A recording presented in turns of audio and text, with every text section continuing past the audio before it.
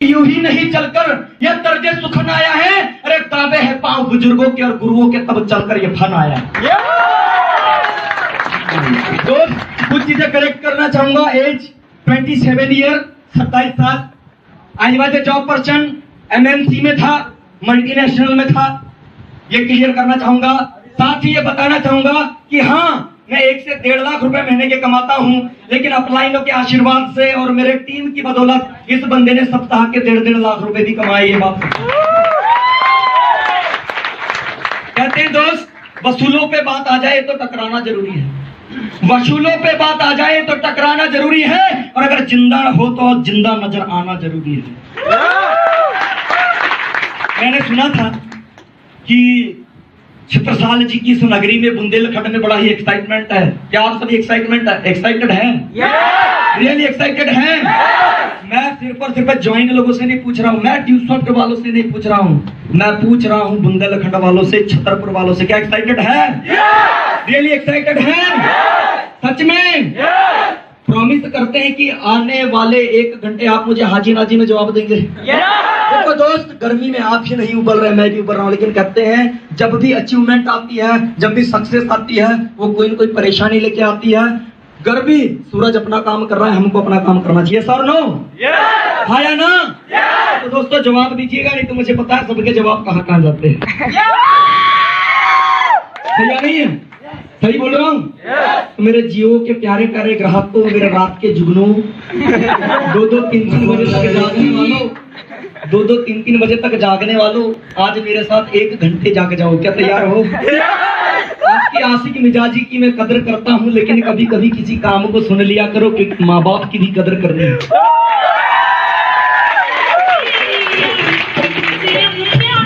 ऐसा लो, सही बोल रहा हूँ? हाँ या ना? सही बोल रहा हूँ ना?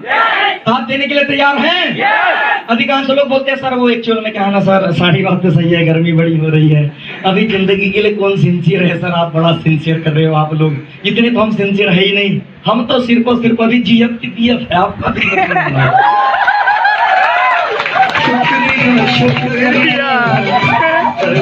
सर मुझे बहुत कम म्यूजिक की जरूरत पड़ेगी, अपने आप में म्यूजिक देखिएगा, रिदम बढ़ता जाएगा, काम चलता जाएगा, मेरी इस बात की गारंटी है। आप बैठे चेयर पे होंगे, लेकिन 2 फीट ऊपर से बात होगी, विजय हनुमत का कमिटमेंट। क्या मेरी आवाज क्लियर है? रिस्पॉन्स देने को तैयार हैं?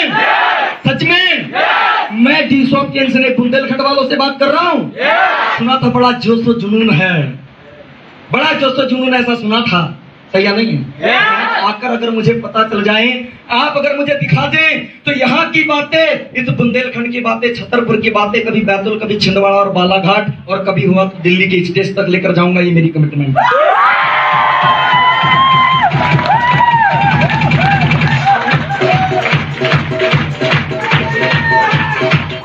दीवानों ने दीवानगी तो बहुत की, लेकिन आज करियर से दीवानगी हो जाए, अपने माँ बाप से दीवानगी हो जाए। थोड़ा सा ओपन हूँ, ओपन तरीके से बात करूंगा, थोड़ा टेक्निकल हूँ, टेक्निकल तरीके से बात करूंगा। शाहिद सर की और फारूक सर की मम्मियां बैठी है, मतलब सोच लो मेरी माँ बैठी है, मेरी माँ बैठी है। दोस्त इतना रखिए, अदब में मैं बोलूंगा, लेकिन जमाने के साथ बोलूंगा, शायद कड़वा लगे। वो देखो सबसे बड़ी बात, जीभ का प्रॉब्लम है, उसे मीठा पसंद है, नीम तो कड़वा है ना भाई, सरकारी है। सही नहीं है? सही बात है। तो दोस्तों, सुर्ख रूह होता है इंसान आफतें आने के बाद, सुर्ख रूह होता है इंसान आफतें आने के बाद, और रंग लाती है इना पत्थर पे घिस जाने के बाद।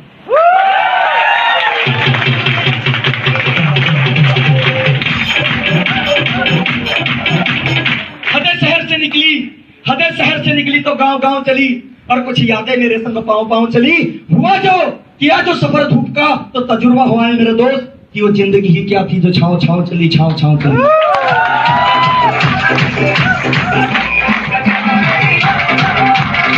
और जिस तरीके से मैं आप तक पहुंचा, तो बड़ी दिल की गहराइयों से इतना ही कहना चाहूंगा कि चलते चलते मुझसे पूछा मेरे पांव के छालों ने, अरे चलते चलते मुझसे पूछा मेरे पांव के छालों ने, और कितनी दूर बसा ली दुनिया दिल में बसने वालों ने।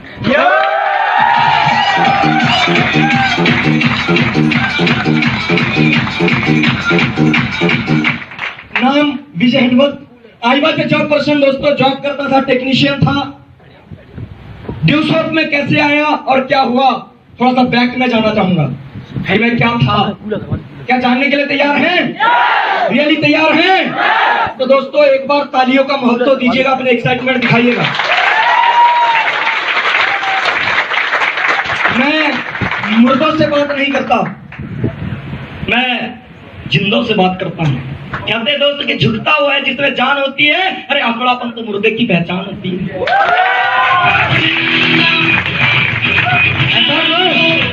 क्या मैं सही बोल रहा हूँ? क्या आप मेरा साथ देने के लिए तैयार हैं? रियली तैयार हैं? सच में तैयार हैं? तो दोस्तों एक बार खड़े होकर जोरदार तालियों का महोत्सव कीजिएगा।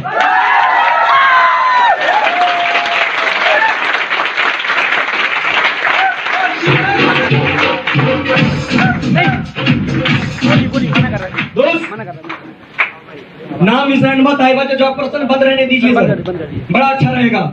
मैं बाहर की रोशनी को भी इजाजत नहीं देना चाहता इस माहौल में घुसने के लिए। अभी तो सर हम शुरू हुए हैं, सही नहीं है? अभी हम शुरू हुए हैं, अभी वाइंड अप बाकी है। क्या रेडी है इस रंग में रंगने के लिए, अपने भाई के जैसा बनने के लिए, ड्यू शॉप क्या है जानने के लिए, करियर क्या होता है समझने के लिए, और इस गर्मी के जैसे उबाल लाने के लिए। गारंटी करते हैं 1 घंटे के अंदर ऐसा गर्दा उड़ाएंगे ना सोच का, यहाँ मुलाकात नहीं होगी आपकी और मेरी सोच की मुक्का लात होने वाली। तो लाइव शो है, ये रियल लाइफ का शो नहीं है जो एक्टिंग के द्वारा होता है, ये रियल लाइफ का शो है जो आपको 100 रुपीज में मिला है। गारंटी करता हूँ जाने के बाद आपको अखरेगा नहीं, हमारा दावा है।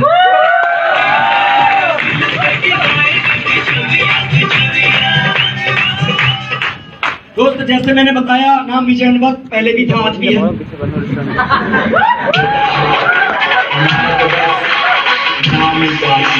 दोस्त डिस्ट्रिक्ट बालाघाट का रहने वाला हूँ, डिस्ट्रिक्ट बालाघाट का रहने वाला हूँ। बंदे का जन्म ऐसे परिवार में हुआ जिस परिवार में माता पिता पढ़े लिखे नहीं थे, और ऐसी जगह पैदा हुआ जहां पर खुद की एक विलेज एरिया की अपनी खुद की पंचायत भी ना हो, मतलब जो अपनी पंचायत भी ना बना सके, ऐसे छोटे से गांव में मेरा जन्म हुआ और माता पिता मेरे पढ़े लिखे नहीं थे। फैमिली बैकग्राउंड की बात करूं तो बहुत ज्यादा लो क्लास तो नहीं कहूंगा, लेकिन मिडिल क्लास पे था। पिताजी थोड़ा गल्ले का बिजनेस कर लिया करते थे। पढ़ने पे कोई मूड नहीं था, पढ़ाई पे कोई मन नहीं था। मन करता था सिंगिंग के ऊपर, मन करता था स्विमिंग के ऊपर, और मन करता था क्रिकेट के ऊपर। पढ़ाई पे मन नहीं करता था। दिमाग से पैदल नहीं थे, टेंशन नहीं लीजिएगा।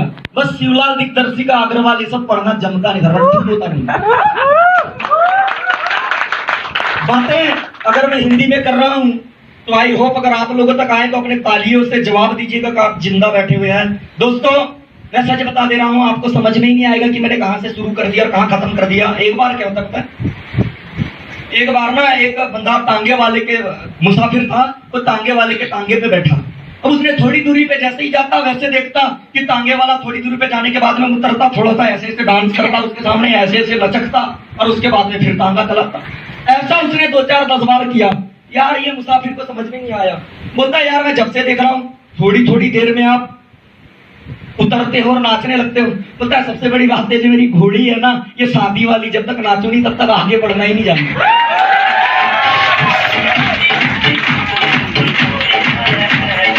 दोस्त ऐसे ही हम हैं, जब तक कोई बंदा अगर हमें अपनी क्लैपिंग से नहीं बताता है कि वो जिंदा बैठा हुआ है, वो जान रहा है, सुन रहा है, तो दोस्त हम भी आगे नहीं बढ़ते, कहीं से कहीं ले जाके खत्म कर देते हैं।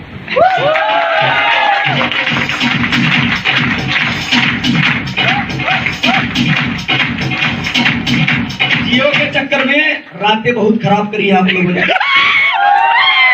सही है। गर्लफ्रेंड के चक्कर में कॉलेज की अटेंडेंस बहुत खराब करी आप लोगों ने, सही या नहीं है। आज तालियां बजा के अपना ब्लड सर्कुलेशन बनाने का मौका मिला।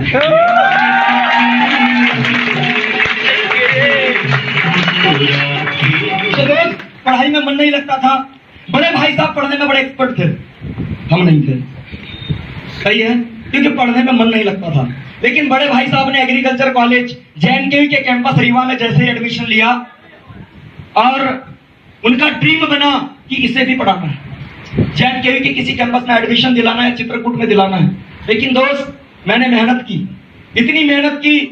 12th जैसे ही मेरा हुआ, मुझे घर से जब मुझे एक दिन बाद ही, मेरे 12th के एग्जाम के एक दिन बाद ही जब मुझे निकाला गया पढ़ने के लिए, दोस्त अब मुझे वो काम करना था जो मैंने आज तक नहीं किया, वो किया पढ़ाई कर रहा था। और दोस्त, मैंने जबलपुर से पहले कोचिंग करी। कोचिंग करने के बाद ये 2009 की बात है, मुझे चित्रकूट कैंपस में पेमेंट सीट मिला। लेकिन 38,000 रुपए का पेमेंट सीट भरने के लिए मेरे परिवार के पास नहीं था, क्योंकि पिताजी जो है भाई के पढ़ाई में भी पैसा लगा रहे थे। इतना पैसा ही नहीं था, इतनी चीजें ही नहीं थी, समझ में नहीं आ रहा था करे तो करे क्या करे। मेरा एक दोस्त था रजत, उसने मुझे बताया कि यार मैं तुझे एजुकेशन लोन दिलवा सकता हूं, मेरी पहचान बहुत अच्छी है। लेकिन दोस्त, मैंने जब पिताजी को कॉल किया तो मुझे पिताजी ने बताया कि बेटा सारी जमीन तेरे दादाजी के नाम पे और हम 3 भाई है, मैं तो सिग्नेचर कर दूंगा लेकिन पॉसिबल नहीं। और दोस्त, मेरे 107 मार्क्स आने के बावजूद भी मैं बचा रह गया। और ऐसे मेरे बहुत सारे फ्रेंड्स थे, मुझे आज कोई शिकायत नहीं है, जो 90, 100 और मुझसे कम मार्क्स होने के बावजूद भी सिलेक्ट हो गए। मेरे साथ की जो मेरी फ्रेंड्स थी, जो गर्ल्स थी, उनका 52 नंबर के ऊपर भी सिलेक्शन हो गया, लेकिन 107 वाला बंदा रह गया। क्यों? मुझे पेमेंट सीट मिली और मेरे पास पैसे नहीं थे। ऐसे मानो जैसे उम्मीदें टूट गई। सेकंड इनिंग मैं पहुंचा इंदौर, और इंदौर जाके मैंने कोचिंग करी। इंदौर जाने के बाद मैंने कोचिंग किया, कंपटीशन क्या होता है। इंदौर जाने के बाद मैंने कोचिंग किया। लेकिन दोस्त, अगर आपको याद हो तो 2010 में 9-10 में MP व्यापम ने सेंटर चेंज प्रॉब्लम कर दिया। और उस जमाने में शहर के बंदे को भी पता नहीं होता था अच्छे से ऑनलाइन नेट कैफे में जाके सिर्फ एडमिट कार्ड निकाल के आता था। क्या मैं सही बोल रहा हूँ? और दोस्त, यही कहानी मेरे साथ थी। मैंने 10-15 दिन पहले अपना एडमिट कार्ड निकाल कर रखा हुआ था, और मेरा जो पहले सेंटर दिया था, मैं वहां गया। चोरल रोड भैरूलाल मंगलाल कॉलेज में, BM कॉलेज में मुझे मिला था। लेकिन दोस्त, इतना अनलकी रहा कि मैं 9 में मेरा नेक्स्ट सेंटर चेंज कर दिया गया एक दिन पहले, और मैं वो पेपर 45 मिनट नहीं दे पाया। मेरा PCMB का पेपर नहीं दे पाया। दोस्त, सोच सकते हैं आप, जिस बंदे ने 2 साल ऐसी पढ़ाई करी हो, कैसी कि दोस्त 1 से 6 दिन में सुना, सुबह से कोचिंग जाना, 6 के बाद उठकर फ्रेश होकर नाश्ता करने के बाद में नाइट में पढ़ना, और जब कभी नाइट में नींद आ जाती थी तो सावर के नीचे जाकर रात के 3-3 बजे 4-4 बजे खड़े हो जाना। जिस बंदे के 2 साल अगर बर्बाद हो गए हो, सोच सकते हो उस दिन मेरा कंपटीशन जैसी चीज से भरोसा उठ गया। उस दिन भरोसा उठ गया। और दोस्त, भाई ने बताया, मैंने एग्रीकल्चर से डिप्लोमा किया, और डिप्लोमा करने के बाद मालिक की कृपा से, माँ बाप के आशीर्वाद से और मेरी मेहनत से मुझे दिल्ली ट्रेनिंग के लिए भेजा गया। और दोस्त, 12,000 रुपए के पे आउट से मैंने अपना करियर शुरू किया फर्स्ट टाइम। और दोस्त, एज की मैं बात करूं तो सिर्फ और सिर्फ ओनली 20 साल और 9 महीने थी जब मैंने ये जॉब हासिल कर ली थी। जिस जमाने में लोगों को लगता है नौकरी मिल गई तो सब कुछ हो गया, लेकिन दोस्त, मैं फास्ट लाइफ चाहता था, ग्रोइंग लाइफ चाहता था। 18 से 30,000 रुपए महीने के जब कमा रहा था, मैं सच बता दे रहा हूं, जब एक मिडिल क्लास फैमिली से किसी बंदे को जॉब लगती है, सबकी उम्मीदें इतनी बढ़ जाती हैं, दोस्तों की, भाइयों की, बहनों की, रिश्तेदारों की, ऐसे मानो गांधी जी जेब में टिक ही नहीं रहे थे, नाथुराम गोडसे जी हो। बचते ही नहीं थे दोस्त, बचते ही नहीं थे। और मेरा पहले से ड्रीम था कि मैं बड़ा होकर एक नौकरी पाकर अपने पिताजी को बड़ी सी कार लेके फ्रंट की चेयर पे बिठा के लेके जाऊं, उनको फ्लाइट की यात्रा करवाऊं, उनको 4 धामों की यात्रा करवाऊं। उन्होंने मेरे लिए जो सपने खो दिए हैं, अपने सपनों को मिटा दिए हैं, उनको पूरा कर जाऊं। मैं ऐसा सोचता था, हे मालिक, हे मेरे ऊपर वाले, कोई एक ऐसा काम दे दे जिनमें मेरे सपनों की झलक दिख जाए। मैं इतनी मेहनत कर दूंगा कि मेहनत भी शर्मा जाएगी। यार बंदा है कि क्या साला है, तो मेरे ही पसीने छुड़वा रहा है।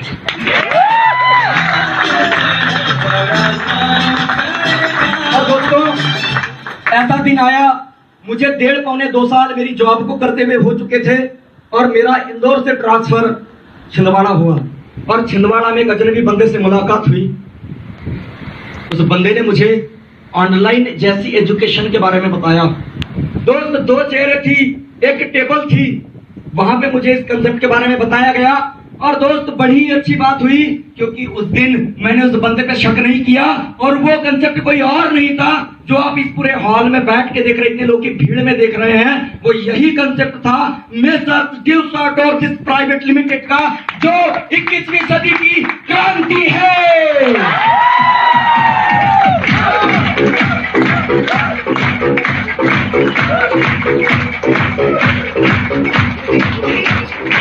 और दोस्तों ये हुआ, मैंने एडमिशन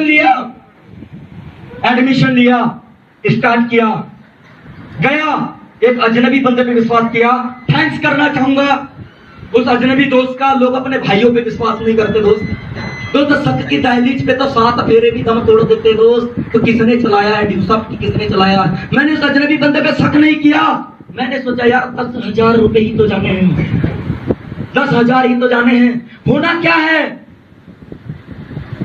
घर पे पूछा, आप बताइए। अधिकांश लोग कहते हैं कि सर घर वाले मना करते हैं।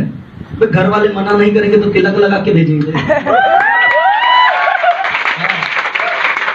नौकरी करने के लिए घर वालों ने 80 के दशक में तिलक लगाया।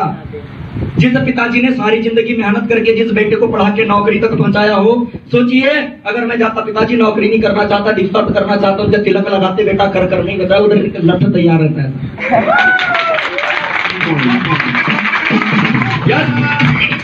पहली बार पिताजी का अप्रोच किया, जिस भाई के नक्शे कदम पे चला उनका अप्रोच किया।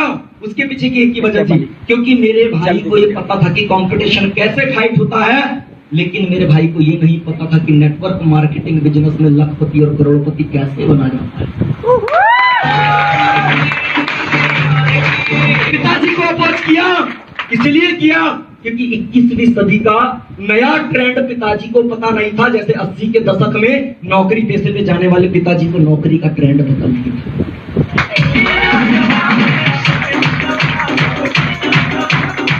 अप्रोच किया, उसके पीछे मेरे परिवार, भाई बहन या मेरे पिताजी को धोखा देना नहीं था मेरे दोस्त। मेरे परिवार की इच्छाओं को पूरा करना था, मेरे परिवार की जरूरतों को पूरा करना था। क्योंकि मैंने हमेशा देखा है दोस्त, एक आंगन के 2 आंगन हो जाते हैं। आपको भी पता है किस कारण हो जाते हैं। और दोस्त भाई से और परिवार से इतनी मोहब्बत है कि कभी ये बंदा एक आंगन के 2 आंगन नहीं चाहता। अगर एक बार मेरा परिवार और मेरा भाई बोल दे कि तुझे इस गांव की जमीन से, यहाँ की प्रॉपर्टी से एक कतरा नहीं मिलेगा, कोई बात नहीं दोस्तों, उतनी और खरीद के देने लायक बनना चाहता हूं, लेकिन अपने परिवार से दूर नहीं होना चाहता। इसलिए डिस्टॉप का डिसीजन लिया था, इसलिए डिस्टॉप का डिसीजन लिया।